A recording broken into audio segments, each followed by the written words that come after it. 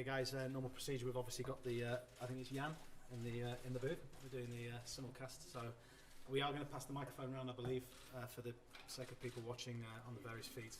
And if you could indicate by raising your hand if you've got a question for Jurgen, we'll get around as many as we possibly can in the time we've allotted. Vinny, you can have the first two, and after that, we're going to go around the room.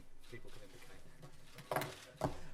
Jurgen, just before we talk about tomorrow's game, can I just get your thoughts on the possibility of the club being punished over fielding an ineligible, easy for me to say, swallow my words again, an ineligible player in the League Cup? I cannot say too much about it, to be honest. There are other people working on it in a moment. What I can say, if it was our fault alone, then probably we need to get punished for it. No, we didn't have on purpose or whatever. But my only real concern is the player, to be 100% honest, because he had already the problem, Pedro, that he couldn't play for half a year last year in Spain. And if it would not be allowed to play now, from now on until whenever it's sorted, that would be for me the biggest problem, to be honest. So, how it is in life. If you make a mistake, I'm not sure that we really made a mistake, but if, then it's like this. But the player should not be punished for that 100%. Is Alisson now ready to join in fully with your preparations? Is he going to train fully this week, or do you have to start thinking that he's going to have to wait until after the international break now? There are two opinions, obviously, about that. One is Ali's opinion, and the other is the medical department. So they are still a bit cautious. So we have to wait. I think then we should. Vinny, can you pass it to Ingrid, and then we'll wait. go And the medical department. Are you nervous? I thought you'd finished. Sorry, Yeah, always. So, yeah, I know. So we have to see. He's really, the training is doing, looks really well, but it was a serious injury and we don't want to take any risk. That's how it is. So for tonight, anyway, no chance because he didn't train now so far with the team. And then we have to see for Leicester, and I think then the United game probably 100%, but that we will see. Finished, yeah. Yes. Super. Ingrid. Yeah, Jan. Tomorrow, one of the boys who might be playing for Salzburg is a 19-year-old who's got a hat-trick in his debut in the Champions League. What are your thoughts on Arling Braut Haaland? Yeah, Norway has good footballers, obviously, and yeah, wonderful player, to be honest. Very young, very confident, very quick, very looks on the pitch at least clear-minded, focused, proper threat. So looks like a decent player and is in a perfect place in the moment, I would say. So it's really important for a boy in that age group that you can play as often as possible on the highest possible level and prepare yourself for the next challenges in life, and that's what he's doing obviously in the moment. So he's not the only threat, unfortunately, from Salzburg, but he's a proper one, and that's it. So congratulations. The future of Norwegian football is safe. Okay, so we have the next three questions. Gentleman there, and then gentleman at the back for the microphones. Okay, yes. Yeah, I'm sorry, Jurgen, another Norwegian question, but have you laid a plan for stopping a player who scored a hat-trick in the last game? How did you approach looking at his game and how you're going to stop him tomorrow? Yes, and you have to watch the game tomorrow to see it. You had Sadio Mane and Keita who's been in Salzburg. Can you say something? And you know Leipzig, of course, with the same owners. Can you say something about the way they are developing young players there? They seem to be quite good at that. They're really good at that. So there are different reasons for it. The main reason probably is Ralf Rangnick, who started this whole project. Was a really smart decision from Mr. Matip to employ Ralf Rangnick, because if you wanted to have somebody who is good in delivering that message, then they got the best one for it, 100%. Outstanding manager, outstanding sporting director. I don't know exactly which other role he had in the different clubs, but a lot of roles, and it's all based on him, obviously, and that's great. And then the recruitment stuff is just that the Austrian rule makes it a little bit easier to make transfers with these kind of players, because for us in England it's just not possible to get that early a hand on these kind of players, which they all got, and it looks like, I think when they sold, I'm not sure if they sold him or they gave him to Leipzig, Naby Keita, for example, it looked like they have the next one already lined up. Similar players, stuff like this. So they look always prepared for these kind of things. That's really good. But of course, the different managers they had over the years changed the style of play a little bit. Marco Rose was for sure more influential in a way in possession. So played a different system. Was just different. Yes, still the philosophy of pressing, counter press was obvious, but with the ball it looked different. Now it's going back to the roots pretty much. It's a proper unit. It's a young, exciting team. It's full of power, full of excitement about opportunity to be part of that competition. Because who doesn't know it, but Salzburg had a quite, what is it? It was a rather sad story with the qualifiers for the Champions League. They found every year a way not to get qualified, and it was really hard.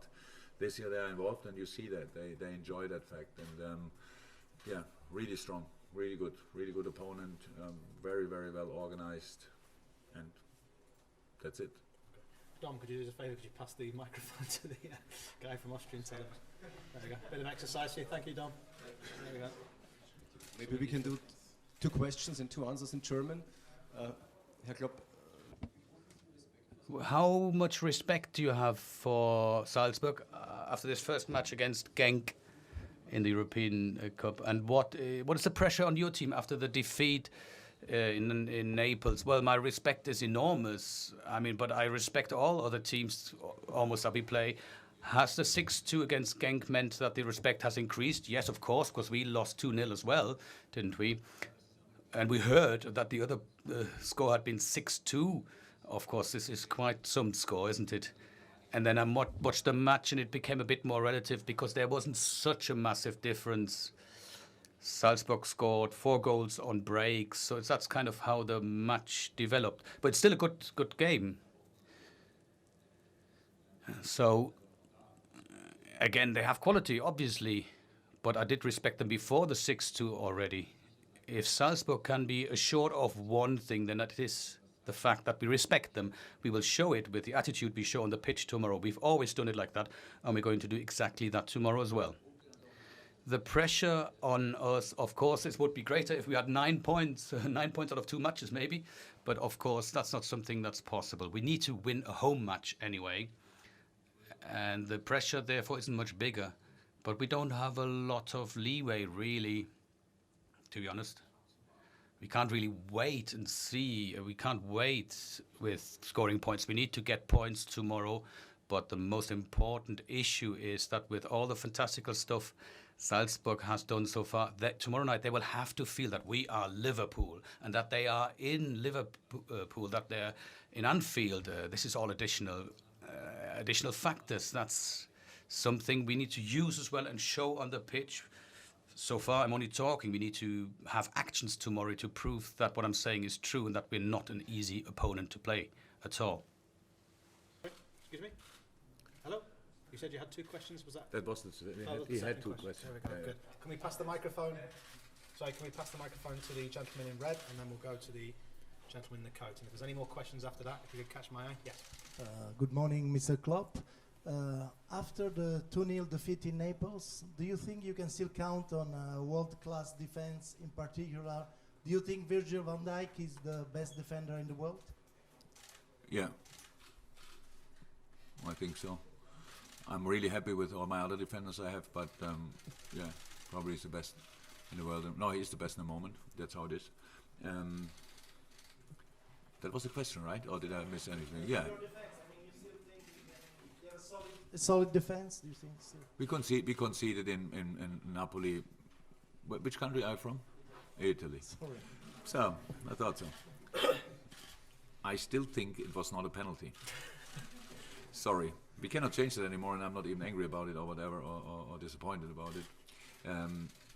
It's still a fact, it was not a penalty.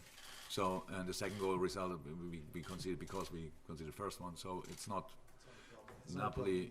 Napoli has to come to Liverpool again and stuff like this. So it's not decided yet. We don't feel that, but we lost the game.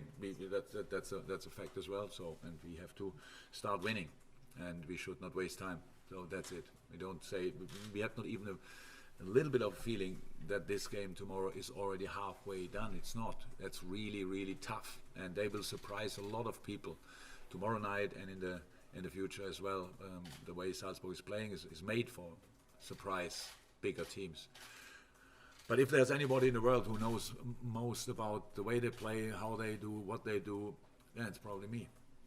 I've followed the way for a long, long time.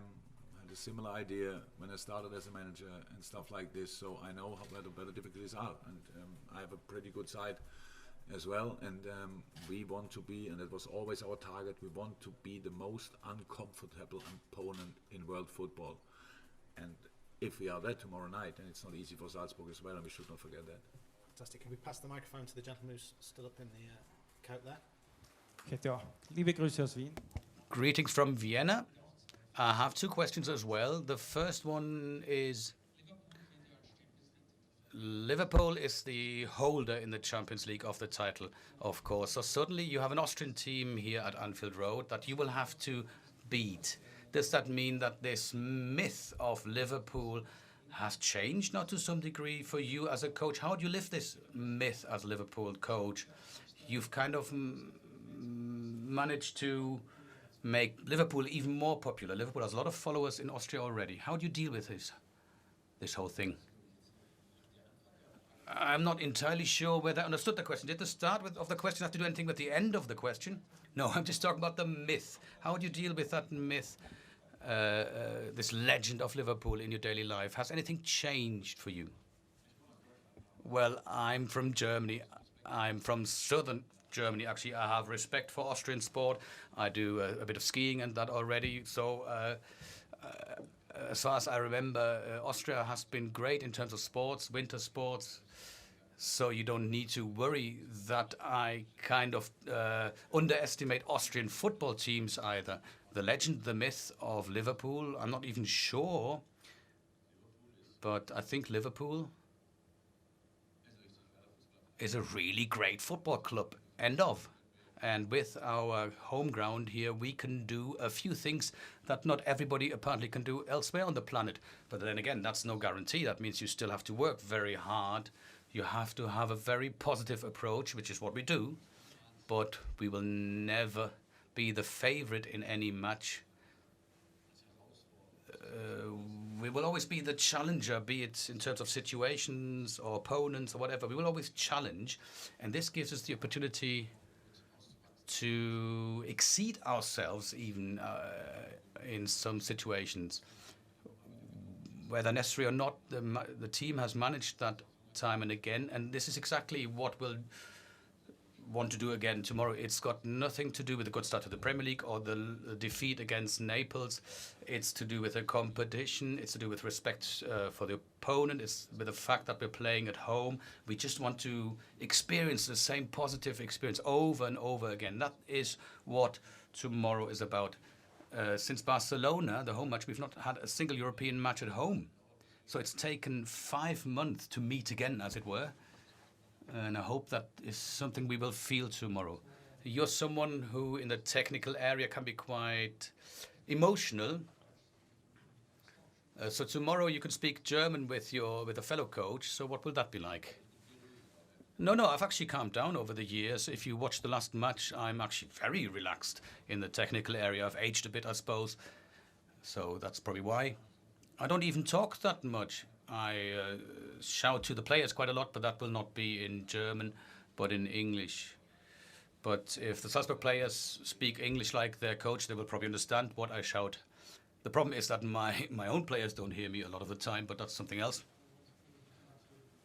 Yeah, Vinny O'Connell, to finish the press conference. You need the microphone, Vinny. No, it's all right. It's just to check on. No, you need the microphone. Right. Yeah. There we go. Vinny's in a really good shape. Just to check on Joel Matip and Shaqiri as well, Jurgen. How are they? Both not available for tomorrow night. With Shaqiri, no, 100%. Probably, yeah, we will see. Shaq will not be ready for tomorrow, but I don't know exactly how it looks in the moment, because he's still in the hands of the medical department. And with Joel, it was it's not a big one, but it's big enough that he's not available for tomorrow night. And we don't want to go any risk, and we don't have to take any risk, and that's why he will not be involved. Okay. It's all okay for the weekend. Sorry? Okay for the weekend now, Joe. I don't know. We will see. Okay. Thanks, guys. Thank you very much. Welcome. Dan or Dan? Great.